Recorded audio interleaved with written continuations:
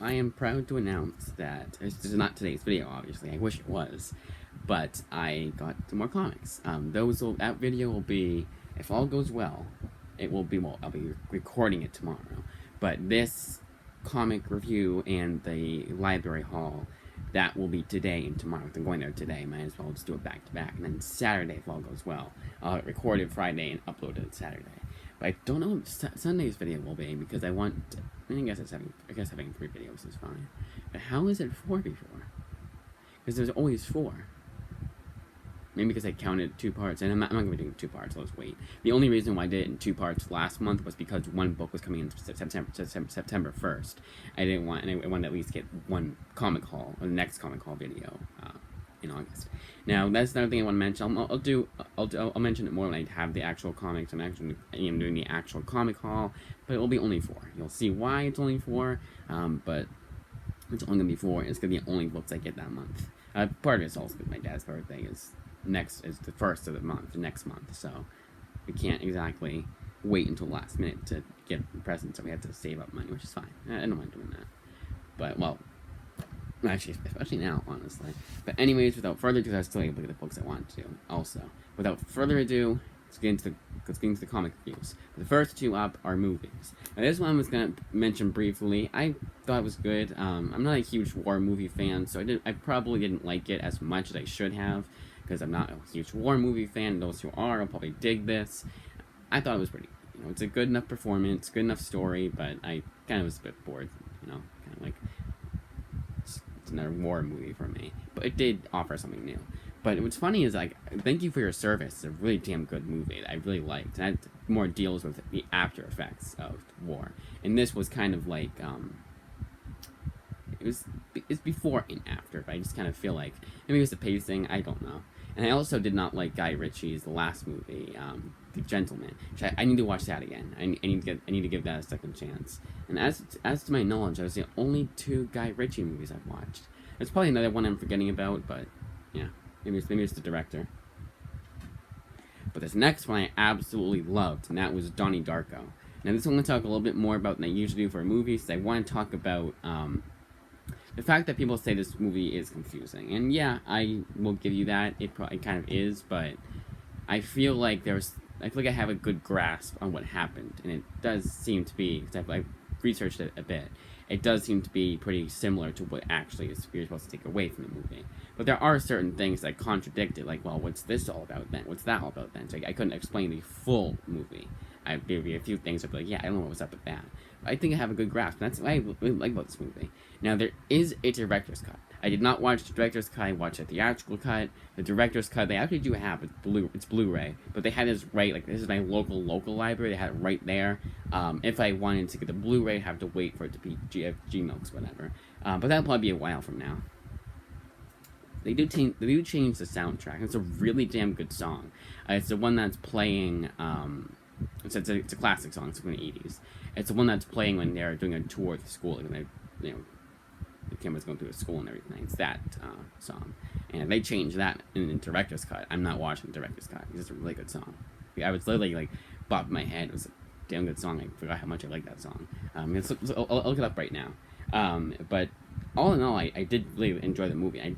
I knew I would, but the one part that kept me away from so long was I thought it was one of those really pretentious movies, and it's not really. It's like, I think it doesn't think it's like too much more than it actually is, kind of thing. It knows what it is. It's a good movie, and it wants to be a little bit different, and it is, So it's Head Over Heels. That was the song. If they changed that song, I'd be pissed. In the director's cut. Next one, now on the comic reviews. The first one up, it's Lions, Tigers, and Bears. This is a bit unfair because this is a kid's book, a kitty book.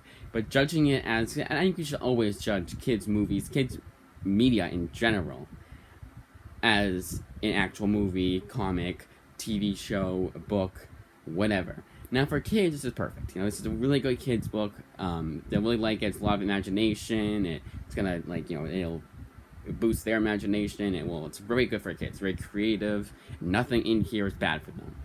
But someone like me, I didn't dig this one. I thought it was way too childish for me, and I thought it would be So I wasn't like too disappointed, but it was just kind of like Fairly Odd Parents. It's like reading a Fairly Odd Parents comic book. And honestly, I would say it's like Fairly Odd Parents, but it wasn't so juvenile. It's slightly less juvenile than Fairly Odd Parents is. Maybe in the early days of Fairly Odd Parents. That's what it reminded me of. It's still very good. I still like. Yeah, actually, it was exactly like Fairly the old days of Fairly Odd Parents, like the first season or whatever, when they weren't so like keen on doing juvenile humor. But I did. On the merits of it being a kid's book, I do recommend it. But on the merits of anyone else, no, you can probably skip that one. Genius Volume 2, I thought was pretty good. You know, I do admit that I do feel like it was better. Like the overall series was better than it was the first time. But it doesn't mean I highly recommend it. Oh my god, it was a huge surprise. It was just kind of it's an average comic book. You know, if you want to read a story about someone going against the police in the first volume, that's what the first volume's about, and then that same person going against drug cartels, you'll get that. It's just kind of basic, you know, nothing too special was in here. But I did like how they didn't pull back on certain things. Like they show you the ugly side of this whole thing, you know, the drug cartels and Mexico and all that. Wicked and Divine is a series that I love so much that I'll probably just buy this series. It's volume 4. But I'll probably just buy this series myself. I actually have it on my wish list for Christmas. But what's kind of sucks is that a lot of them are from third-party sellers, and they're starting to go away. So maybe I'll change my mind last minute and get something else instead. Because it is, like, I'm trying not to get so much of what my library has, but it's also the last of what I need for Kieran Gillen for Image Comics. It's an additional plus. And the series, I know, I'd like, even if I have to get each volume full price, I would feel like I'd feel it'd be worth it. But definitely read the series. It's probably my favorite Image comic. Like, this is very, this is an Image comic, and this is very reflective of what modern Image comics is like. You know, it's not, yeah, it is for a crowd, but anyone else can read it. You know, it's not too pandering towards the crowd it's going for, and anyone else can read it. You know, it's not one of those books where you feel like you're being talked down to a lecture. No, it's none of that. It's just a good story that just happens to be kind of for a certain audience. But again, like I keep saying, I'm going to say the same thing over and over, so let's just move on, but anyone else could read that. And I think it is a series that anyone would enjoy. Even if you're one of those people that hates when they mention this or have this kind of character in the book, you'd still dig it. You'd say, yeah, they had that, but it wasn't too annoying about it. Because I will admit, some comics, even some from Image, do it in an annoying voice, in an annoying way. It's kind of like you're obviously pandering towards that audience, but here it's not doing that. It's very not reflective. Like, what's the word? I can't think of it, but it's very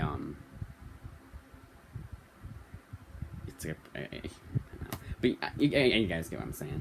Maestros. This is a series that I really liked the first time. Second time, yeah, I still dig it, but this will probably be an Image comic. This will probably be a book that I never get myself. I'll just keep getting from my local library.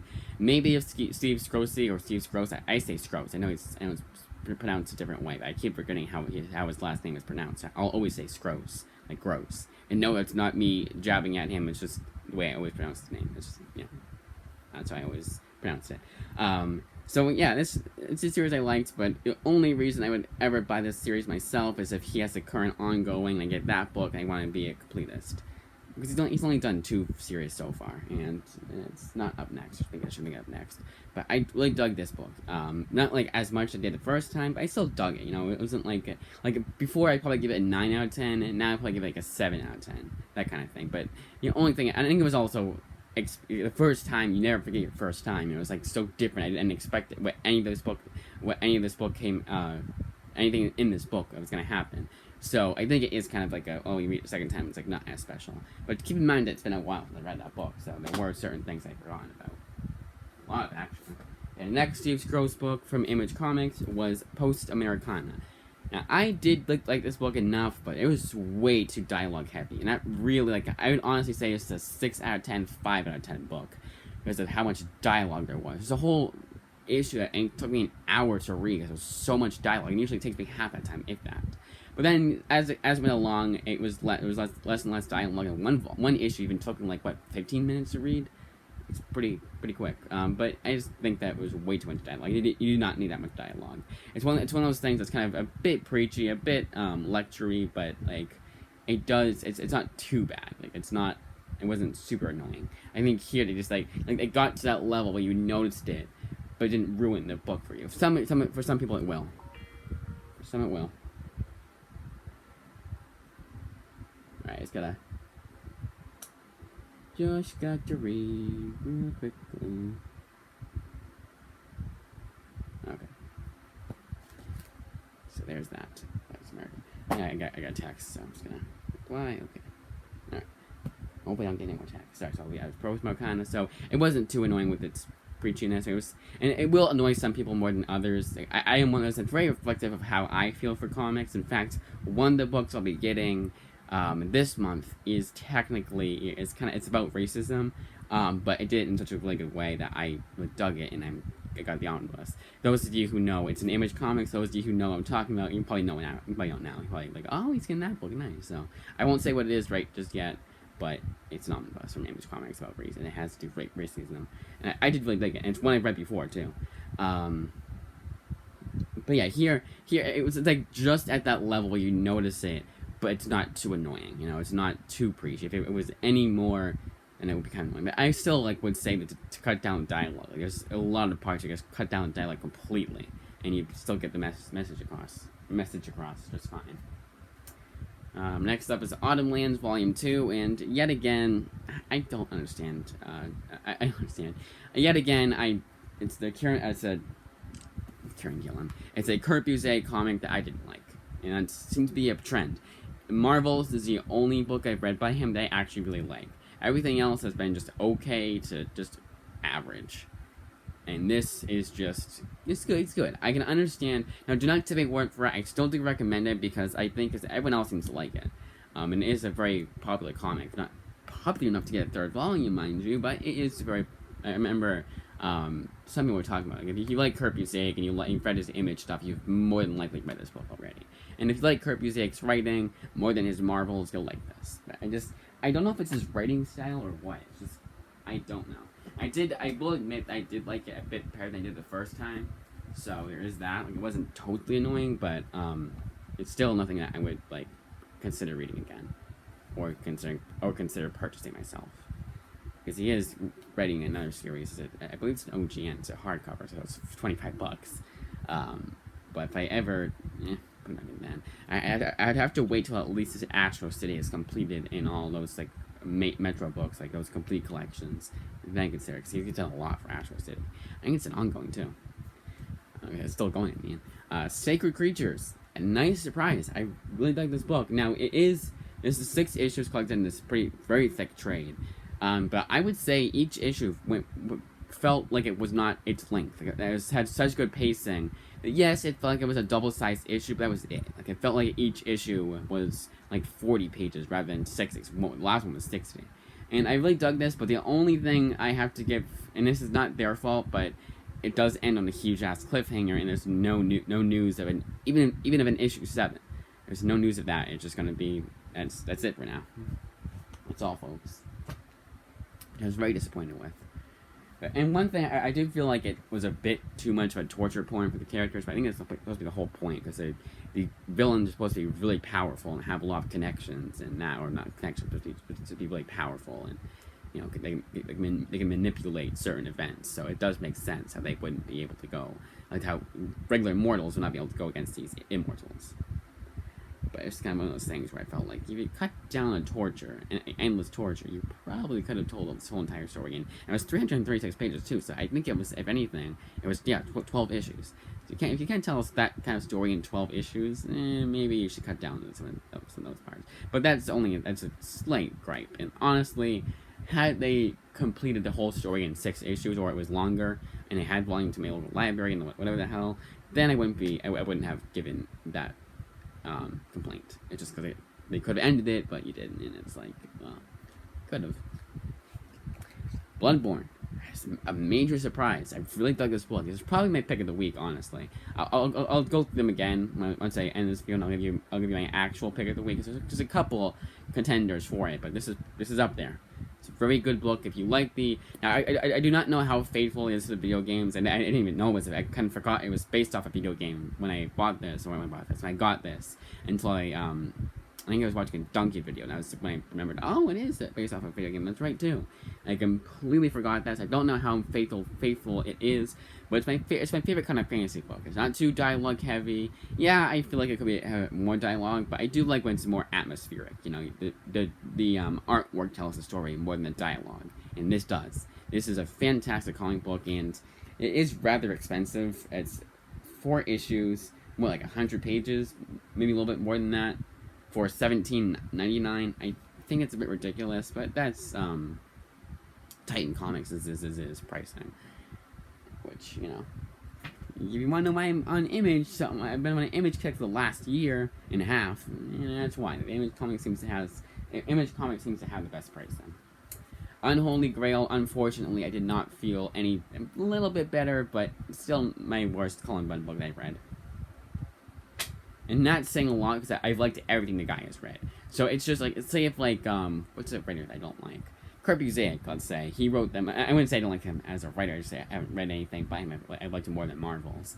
Let's say that was a writing for Autolands. And maybe I'd like it a little bit more, but I'd still like, I'm not saying like, you know, it's not like the Pixar effect, where Pixar will make a movie, it's not as good as the rest of their movies, but if it's made by Illumination, then it'd be much better. No, it's kind of one of those things where it's just, either way, I probably just would have said, it's alright.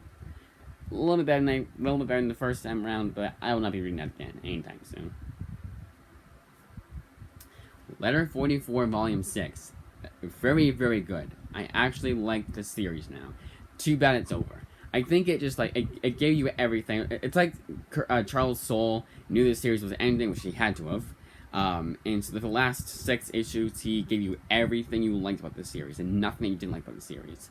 The thing I didn't like about the series, I felt like there was too many characters, and there's some resolutions that they never resolved, or I don't think they resolved anyways. I think there was just too much going on in general, too much dialogue at parts. But I do still think it was a good story in general. I would recommend picking it up if you like Charles, especially like Charles Soule's writing. I just think when he has longer than 5 volumes or series, I remember Curse Words was really good, like, consistently good. Then he kind of, even then I went, I don't know, because it's only a little bit longer than his Curse Words, I believe. I could be wrong though. The Spire, I need to read a second time probably, because I didn't dig this at all. I would say I'm very mixed, because I wouldn't say I didn't like it at all. It was a bit over exaggerated, but I will say that it was some of it that was good, but not enough. Like, it was 4 out of 10, 5 out of 10. But only because there was some, like, yeah, I'd say 5 out of 10. It was like, some of it I liked, but a lot of it I really didn't like. And a lot of it is the humor, and one of the characters speaks in like that kind of like fast talking way, and they have this joke for the one that carries the character I'm talking about. He talks in like really weird, like fast talking. You can tell this is the kind of humor they're going for, and it's really annoying. Like, I hate that humor. It's so damn juvenile. And this is not like something that, it's not a complaint that would that makes this come like worse for me. I mean, it was the only complaint I had. I would say it was a recommend, but they censor the dialogue. And this is Boom Studios. It's an indie book. You don't have to censor the dialogue. And what's weird is that something that's coming to children, that's 13 and up, which is the same target demographic. I don't know if it's still 13 and up, but that had a lot of uncensored F words. So, I mean, Boom Studios they probably would let you get away scot-free. But it's a Simon Spurrier book that I did not like. I did like his Hellblazer though, so I know I would say I'm a Simon Spurrier fan, but I don't know how much of that was. It had to been him. I don't know. It's like even judging it not as a Hellblazer book, I still liked it. You know, it's not like, oh, because it was Hellblazer you liked it. No, it's a damn good story in general. It's that I didn't like Spire that much, but I didn't hate it. You know, I didn't absolutely despise it, but I will probably not be reading it anytime soon. But I should give it a second chance. You know, now that I know how the story is going to be like. You know, I will admit that the first issue was pretty bad. I didn't like the first issue. The second issue was better than the first, and some of them were really good. If we're judging it by issues, I'd have to go flip the comic again. But some are better than others. So overall, I would still give it a 5 out of 10. The Flash. This is volume 5, and you can tell that the absence of Francis Vanderpool is very apparent here, because it's not terrible. I did like it, but I think it was just a bit too convoluted. They went for too much, and I liked the story itself, but it went too convoluted. If this was like an Image comic, they didn't have to feel the need to tie it to the Flash, whatever, I think I'd like a lot more, but it just went too crazy, I feel. But I still dug it, and I'm still eagerly awaiting Volume 6, which is in from the library today. I'm going today. Wonder Woman Volume 2, I really like the series. I don't know if it gets worse, but I really like the series. It's a pretty well-paced comic that maybe if you really thought about, oh, well, Wonder Woman would never do this minor thing. There's a couple things that I did have a problem with. One is, so if you don't know, I'm gonna spoil something that happened in Dark Knight's Death Metal, but she dies. And then she comes back in Volume 2. It's Volume 1 is her in the afterlife, and Volume 2 is her coming back. And I think it's the end of Volume 1, right? I believe so. But anyways, it was in Volume 1. But Volume 2 is her, like, back. You know, everyone knows she's back.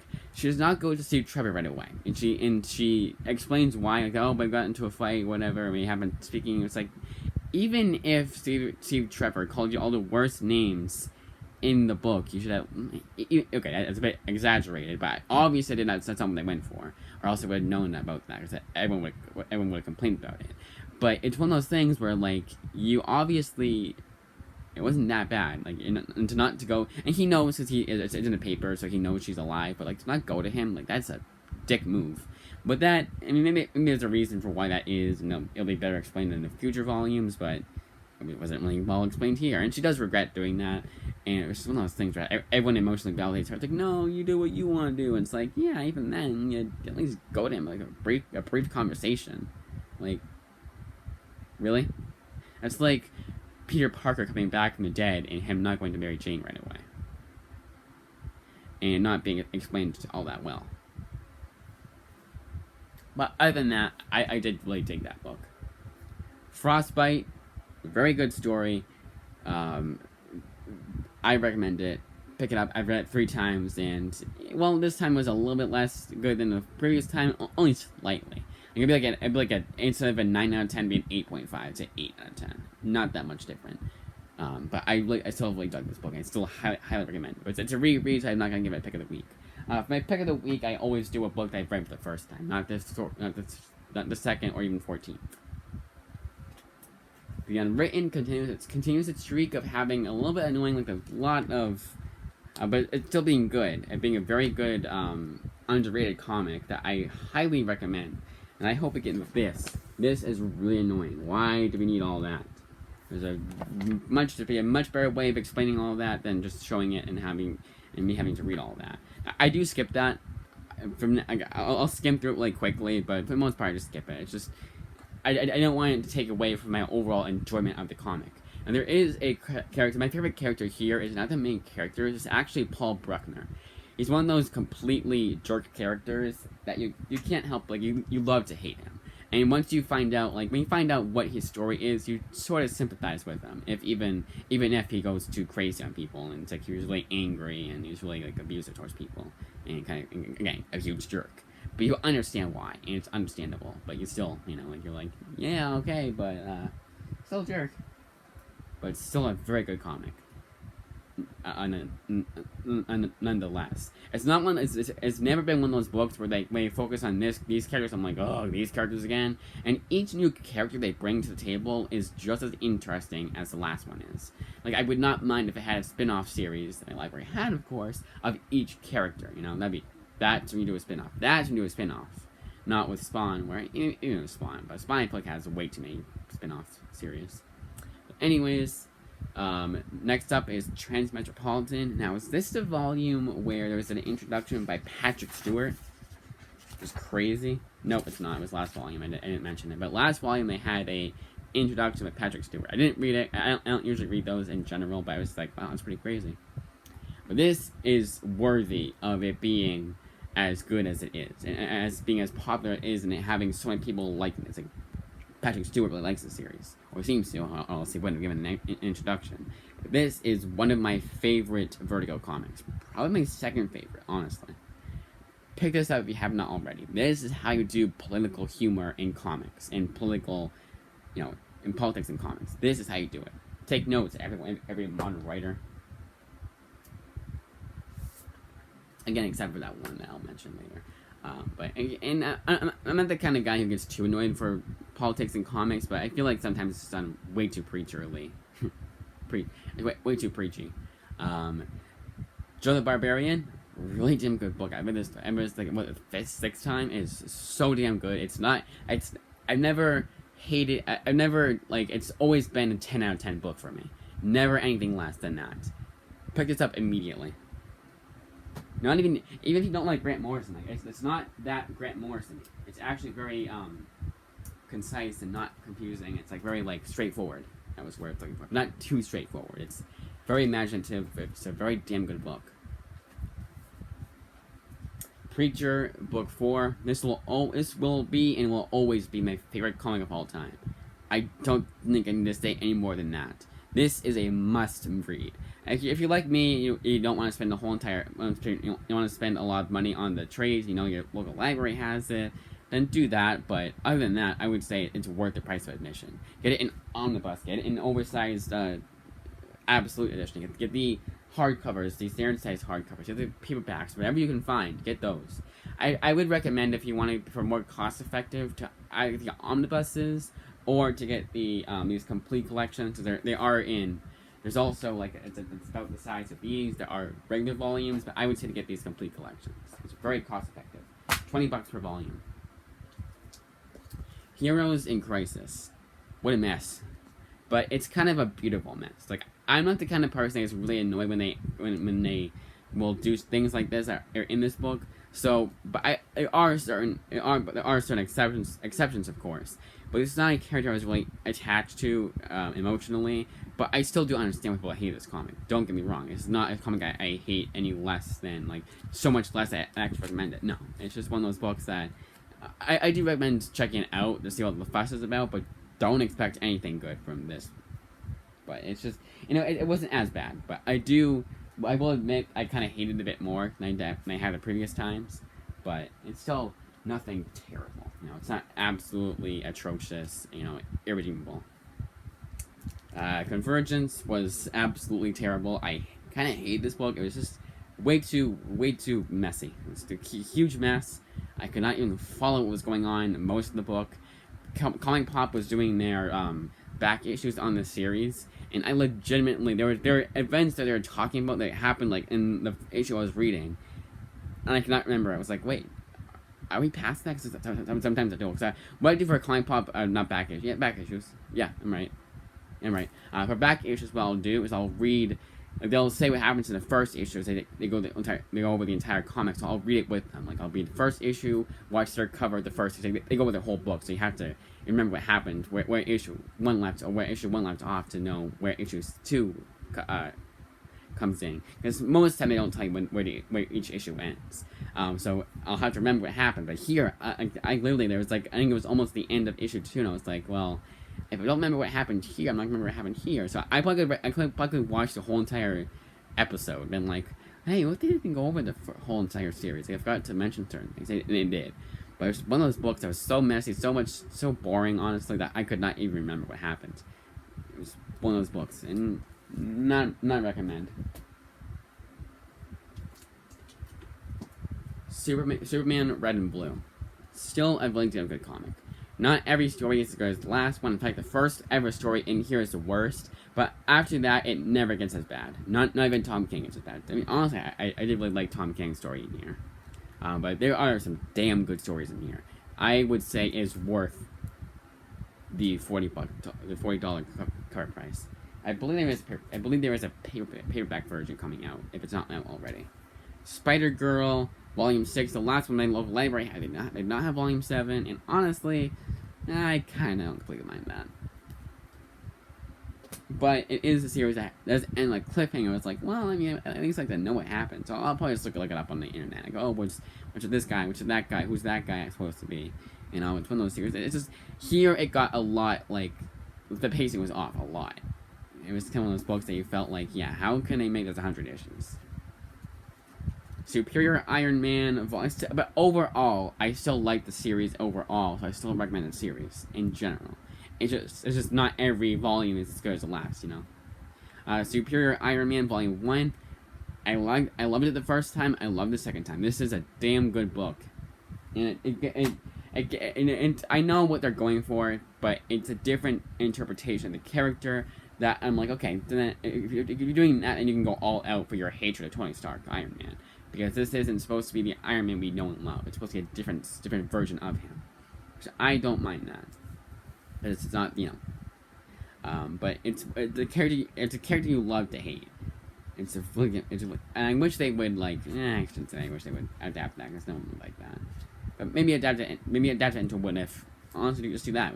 Adapt it into a What If comic or episode. That'd be really good. Spider-Gwen Volume 5. I'm good. Honestly, it's probably my favorite volume of the series so far, and I like the series a lot. So, definitely recommend that. Honestly, get the omnibus.